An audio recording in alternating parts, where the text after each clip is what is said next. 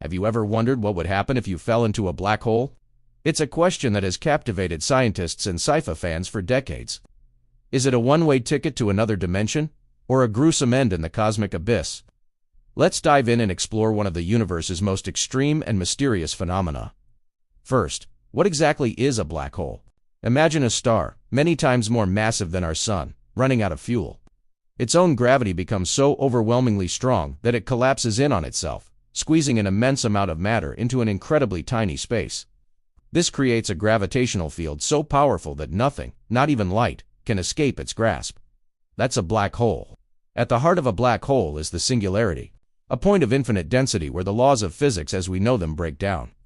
Surrounding this is the event horizon, often called the point of no return. Once you cross this invisible boundary, there's no turning back.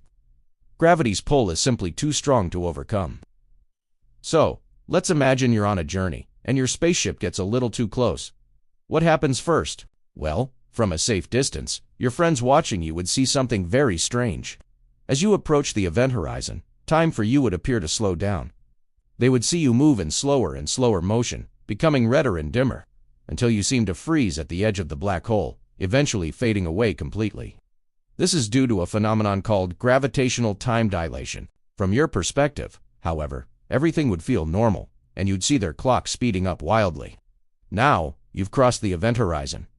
Welcome to the inside of a black hole. Here's where things get really intense. As you fall toward the singularity, you would experience something called spaghettification. It's a funny word for a not-so-funny process. Imagine falling feet first. The gravitational pull on your feet would be significantly stronger than the pull on your head because your feet are closer to the singularity. This difference in gravitational force, known as a tidal force, would stretch your body, just like stretching a piece of spaghetti. You'd be pulled apart, elongated into a thin stream of atoms, long before you ever reach the center. It's a pretty definitive, and frankly, brutal end. This spaghettification process applies to stellar mass black holes, the ones that are a few times the mass of our sun. But what about the supermassive black holes that lurk at the center of galaxies, including our own Milky Way?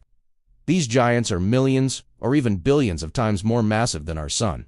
Because of their immense size, the event horizon of a supermassive black hole is much, much larger. This means the change in gravity across your body as you cross the event horizon is far less dramatic. You could actually cross the event horizon of a supermassive black hole without immediately being torn apart. You might not even notice the exact moment you pass the point of no return. You'd be inside, floating in what seems like normal space, for a little while at least. But don't get too comfortable. The journey is still a one-way trip. Inside, space-time is warped to an extreme degree. In fact, it's so warped that the direction toward the singularity is just a direction you can move in. It becomes the future itself. Every possible path you could take, every direction you could try to move, inevitably leads to the center. It's like being in a river with a current so strong that no matter how hard you swim, you're always carried downstream toward the waterfall. The singularity is your waterfall. Eventually, even inside a supermassive black hole, the tidal forces would become overwhelming.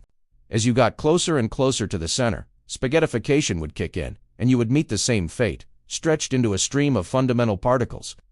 Now, let's entertain some more speculative ideas. What if the singularity isn't a point of infinite density? Some theories propose alternatives. One idea is that a black hole could be a gateway to a white hole. A white hole is a theoretical opposite of a black hole, a region of spacetime from which matter and light can escape, but cannot enter. In this scenario, you'd be pushed out into another universe, or another part of our own universe. This is the classic wormhole theory, also known as an Einstein-Rosen bridge. However, there's a big catch. Scientists believe that any such wormhole would be incredibly unstable. The moment even a single photon tried to travel through it, it would collapse instantly. So, while it's a fascinating idea for movies and books, it's probably not a viable escape route. Another mind-bending theory is the holographic principle. This suggests that all the information about what falls into a black hole is destroyed at the singularity, but is instead encoded on the two-dimensional surface of the event horizon, like a hologram. In this view, you wouldn't truly enter the black hole in 3 dimensions.